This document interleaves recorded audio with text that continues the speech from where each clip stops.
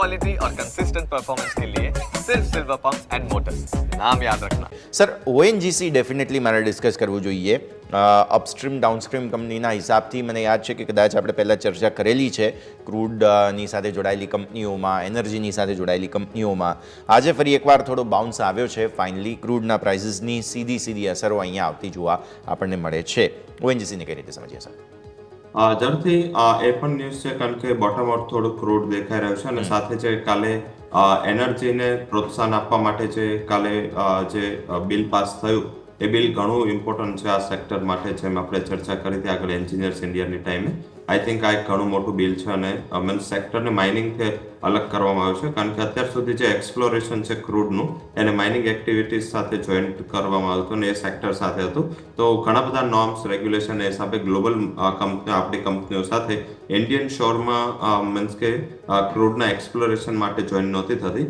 હવે આ બિલ પછી ઘણી બધી કંપની ઇન્ક્લુડિંગ બ્રિટિશ પેટ્રોલિયમ છે, સાથે તમે જોશો તો મીન્સ કે સેલ છે, ઘણી બધી કંપનીઓના ટાઈપ છે.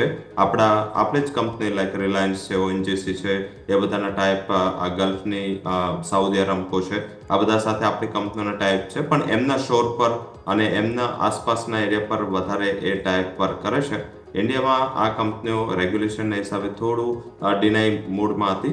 હવે આ કંપનીઓનું ઇન્વેસ્ટમેન્ટ આવશે. હવે ઓઇલ એન્ડ ગેસ કંપનીમાં એક મેટર હોય છે કે કોઈ પણ કન્ટ્રીની જે ઓઇલ એન્ડ ગેસ કંપની છે એ બીજી કન્ટ્રીની ઓઇલ માર્કેટિંગ કે ઓઇલ ફિલ્ડમાં જાય ત્યારે બેઝિકલી એના રેગ્યુલેશન્સનું વધારે માર ના પડે, એટલે એની જે સૌથી મોટી કંપનીઓ એની સાથે ટાઈપ કરીને જે લોકો એક્સપ્લોરેશન એક્ટિવિટીઝ કરતા હોય છે, એટલે કે પછી જેઓ એક્સપ્લોરેશનમાં જો બ્રેક ઇવન ઉપરનું એમને એવું લાગે કે આમાંથી ઉપર બ્રેક ઇવન ઉપર આપણે નહીં સસ્ટેન થઈ શકે તો એ ત્યાંથી પછી ટાઈપ છોડીને બીજી ફિલ્ડમાં એ ટાઈપ વર્ક થતું હોય.